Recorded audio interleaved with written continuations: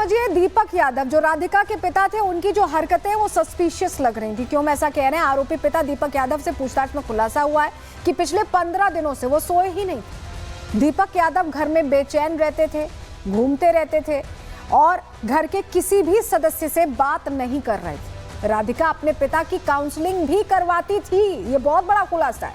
कुछ समय पहले सोशल मीडिया अकाउंट भी राधिका ने डिलीट कर दिए थे। दीपक कई बार एकेडमी बंद करने के लिए बोलते थे।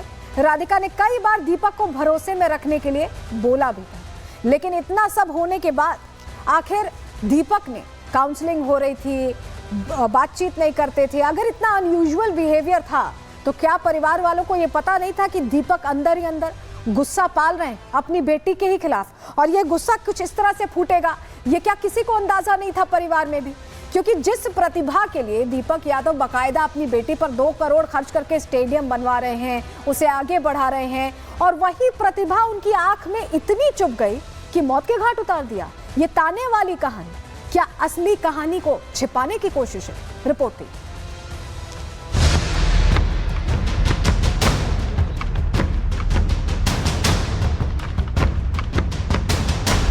राधिका मर्डर केस में पुलिस की जांच तेज हो गई है, लेकिन अभी भी कई ऐसे सवाल हैं जो अनसुलझे हैं।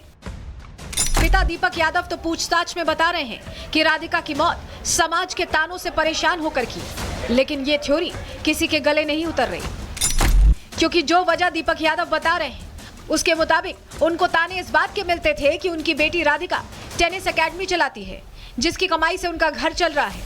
लेकिन सच्चाई ये है कि खुद दीपक के पास करोड़ों की प्रॉपर्टी है। दीपक जमीन खरीदकर उस पर बिल्डिंग बनाता है, बाद में बिल्डिंग बेचता है या फिर किराए पर देता है, जिससे महीने में 12 से 15 लाख की कमाई होती है। जबकि वो एकेडमी राधिका ने शुरू की थी, उसे अभी कुछ ही महीने हुए थे, जिसमें 2 से 4 बच्चे ही ट्रेनिंग लेते थे। ऐसे में पिता दीपक यादव की ताने वाली थ्योरी पर सवाल उठ रहे हैं। सवाल इसलिए भी उठ रहे हैं क्योंकि जिस पिता ने अपनी बेटी के कंधे में चोट लगने के बाद टेनिस एकेडमी शुरू कराई हो, टेनिस एकेडमी शुरू करवाने के लिए 2 करोड़ रुपए खर्च किए हो, जिसकी बेटी इंटरनेशनल टेनिस टूर्नामेंट खेल चुकी हो, 5 से 6 देशों की यात्रा कर चुकी हो, वही पिता अब उस बेटी की हत्या केवल समाज के तानों के लिए कैसे कर सकता है? हाँ, खूब बढ़िया से बात करते हैं, ये सब कोई शिकायत नहीं था। इस तरह की बात आपको लगता है किसी ने बोली होगी कि तुम बेटी की कमाई खा? जी नहीं, हमें नहीं लगता है। इतना लक्ष्मी सही था वो कि किसी से वो सिर उठाना देखता था ना, बात करता था। अब ये सब बहाना है, क्या है ये मुझे नहीं पता है। लग रहा है आपको लेकिन एक बहाना हो सकता है। बहाना हो सकता है। दूसरी तरफ राधिका यादव की मां की चुप्पी भी कई सवाल खड़े कर रही है, क्योंकि जब राधिका का मर्डर हुआ, दीपक यादव ने गोली मारी, उस वक्त राधिका की मां मंजू यादव घर पर ही थी। लेकिन मंजू यादव ने पुलिस को औपचारिक बयान देने से इनकार कर दिया है। सूत्रों के मुताबिक जब पुलिस ने उनसे बार-बार पूछताछ की तो उन्होंने कहा कि उन्हें नहीं पता कि दीपक ने हत्या क्यों की। मंजू यादव ने दावा किया कि उनकी तबीयत ठीक नहीं है, वो अपने कमरे में आराम कर रही थी। वहीं राधिका के चाचा की शिकायत पर दर्ज हुई एफआईआर के मुताबिक राधिका अपनी मां के लिए किचन में खाना बना रही थी, तभी दीपक यादव ने पीछे से लाइसेंसी रिवॉल्वर से गोलियां चलाई।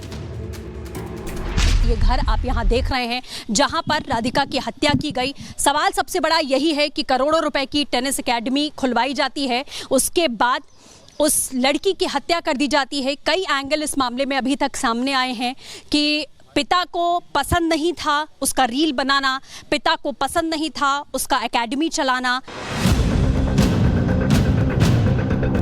हालांकि हत्या के बाद राधिका की पोस्टमार्टम रिपोर्ट से भी कई खुलासे हुए हैं। रिपोर्ट्स के मुताबिक राधिका के शरीर से 4 गोलियां निकाली गई, जबकि पुलिस की एफआईआर में राधिका के शरीर पर 3 जगह निशान मिले थे, जिससे यह लगा था कि राधिका को 3 गोलियां लगी हैं। लेकिन घटनास्थल से पुलिस को 5 खाली कारतूस मिले थे, जो पिस्टल के अंदर ही थे। दूसरी तरफ पुलिस पूछताछ में दीपक ने भी दावा किया था कि उसने राधिका पर 5 राउंड फायरिंग की है, लेकिन गुरुग्राम पुलिस के मुताबिक 3 बार घटनास्थल की जांच करने के बाद भी यह पता नहीं चल सका कि अगर 4 गोली राधिका को लगी तो 5वें कारतूस की गोली कहां है। हालांकि पुलिस अपनी जांच में जुटी है, लेकिन सवाल है कि क्या दीपक यादव पुलिस को गुमराह कर रहे हैं? क्यों हत्या के पीछे अलग अलग वजह बता रहे हैं? क्या ताने वाली थ्योरी के पीछे छिपा रहे हैं मौत की असली वजह? क्योंकि बेटी राधिका की जिस प्रतिभा पर उन्हें गर्व था, उसी प्रतिभा के लिए हत्या कैसे की जा सकती है? Bureau report, Republic Bharat. अब बात करते हैं राधिका मर्डर केस की, जिसको लेकर नए खुलासे रोज हो रहे हैं। हुआ क्या है आपको बताते हैं, नई जानकारी क्या सामने आई है। राधिका मर्डर के बाद पिता दीपक यादव को कोर्ट ने अब 14 दिन की न्यायिक हिरासत में भेज दिया है। लेकिन अभी भी कई सवाल ऐसे हैं जो दीपक से पूछताछ के बाद भी अनसुलझे ही हैं, क्योंकि पिता दीपक को समाज के तानों को मर्डर के पीछे की वजह बता रहे थे, लेकिन उनकी ये थ्योरी किसी के गले के नीचे नहीं उतर रही, क्योंकि जो नई जानकारियां हैं वो बताती हैं कि राधिका और उनके पिता के बीच जो रिलेशंस थे वो अच्छे थे। कोई ऐसा नहीं था कि बहुत दूरी हो या इस तरह से मनमुटाव हो जिसके चलते बेटी को मौत के घाट उतार दिया जाए। अब जरा आपको बताते हैं आज का अपडेट क्या है, पहले जान लीजिए आज का अपडेट बता देते हैं आपको। दरअसल राधिका यादव मर्डर केस में पुलिस की जांच अभी तेज चल रही है और दीपक की पुलिस रिमांड पूरी होने के बाद कोर्ट में पेश किया गया है। कोर्ट ने दीपक को 14 दिन की न्यायिक हिरासत में भेजा है। कोर्ट की अगली पेशी तक अब वो जेल में ही रहेगा। पुलिस की पूछताछ के दौरान भी दीपक ने कई खुलासे किए, कई जानकारियां दीपक ने दी हैं, उन जानकारियों पर भी हम बात करेंगे। लेकिन चलिए जरा अब आपको तस्वीर दिखाते हैं जो रिपब्लिक भारत के पास एक्सक्लूसिव जानकारी सामने आई है।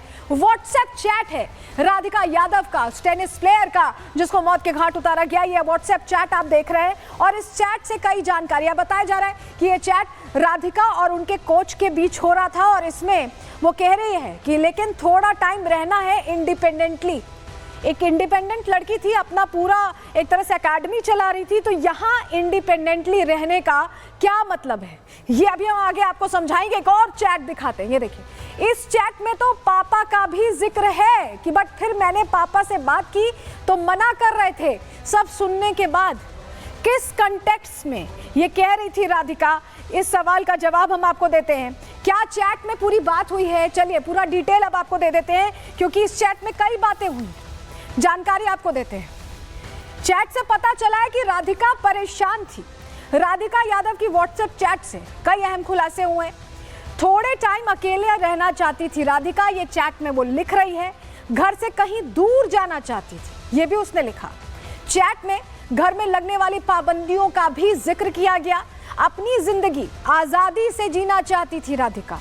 चैट की शुरुआत में राधिका ने चीन दौरे का जिक्र किया, कहा कि चीन जा सकते हैं, लेकिन वो कहती है कि चीन में खाने की दिक्कत है। उसके बाद दुबई या ऑस्ट्रेलिया जाकर रहने का जिक्र राधिका ने खुद किया। अक्टूबर नवंबर तक निकलने का उसका प्लान था, यानी वो इसी साल निकलने की तैयारी कर रही थी। और राधिका और उसके कोच के बीच बताया जा रहा है कि ये चैट हो रही थी। पुलिस इस चैट की भी अब जांच कर रही है, इसको लेकर भी जो सवाल है समझने की कोशिश कर रही है। राधिका की दूसरी चैट जो हमने आपको दिखाई, उसमें उसने अपने पिता का भी जिक्र किया है और उसमें लिखा है कि पापा ने सब सुनकर मना कर दिया, यानी जो अपना प्लान वो बता रही थी वो उसके पिता उसके लिए राजी नहीं थे, सब मना कर दिया। पापा बोल रहे हैं कितने पैसे बचेंगे। राधिका ये बात अपने कोच से कह रही थी, यानी उसके पापा तैयार नहीं थे इस तरह के किसी प्लान के लिए। चैट से यह खुलासा होता है। पहली और दूसरी चैट का क्या पूरा निष्कर्ष था चैट पढ़ने के बाद हमने आपको बताया, लेकिन इन चैट से समझ में आता है कि राधिका और उनके पिता के बीच बातचीत थी और अच्छी बातचीत थी। क्यों हम ऐसा कह रहे हैं जरा समझिए। राधिका दीपक के बीच खुलकर बात होती थी और दोनों के बीच पैसों को लेकर भी चर्चा होती थी। राधिका ने क्योंकि चैट में लिखा था कि घर वाले तो ठीक हैं, सब ठीक था, तो दोनों के बीच विवाद की वजह क्या है? क्योंकि चैट में तो वो लिख रही है कि सब ठीक है, घर में सब ठीक था, तो मर्डर की नौबत क्यों आई? क्या राधिका के मर्डर की वजह कुछ और है? ये बहुत बड़ा सवाल है, क्योंकि जो बातचीत चल रही है उसको लेकर तो यही लग रहा है। इसको लेकर उनके कोच क्या कह रहे हैं, रिपब्लिक भारत ने एक्सक्लूसिव बातचीत की है, सुनिए सर। सर हमारे साथ हैं राधिका के कोच हैं अंकित सर। कब आपसे वो ट्रेनिंग लेती थी, कितना टाइम आपने राधिका को ट्रेन किया?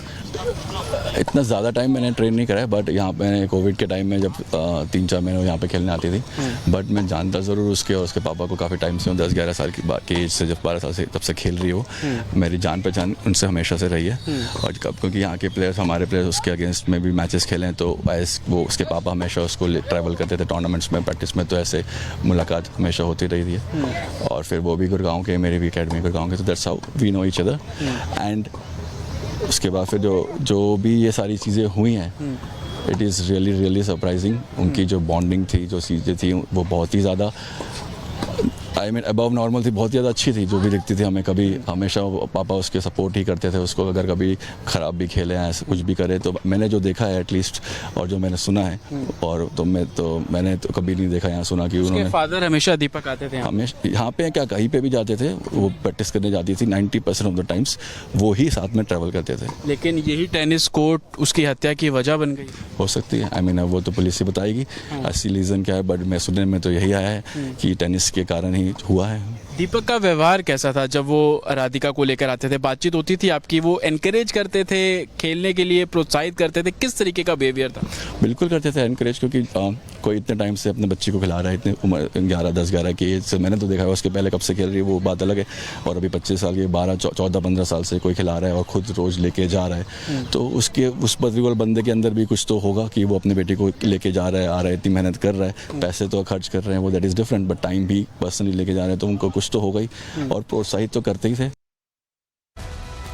तो सुना आपने, जो पूर्व कोच कह रहे हैं कि पिता और बेटी की बॉन्डिंग बहुत अच्छी थी। अब ये बयान तो कहानी को और उलझा देता है, समझिए जरा, हम आपको बताते हैं। पूर्व कोच के मुताबिक सब कुछ अच्छा था, दीपक और राधिका आपस में इनकी बॉन्डिंग अच्छी थी, सपोर्ट करते थे, ये भी बोल रहे हैं। राधिका और पिता दीपक के बीच अच्छी बॉन्डिंग थी, जहां राधिका प्रैक्टिस करने जाती थी वहां दीपक भी जाते थे, मौजूद रहते थे। पिता दीपक राधिका को टेनिस के लिए प्रोत्साहित करते थे।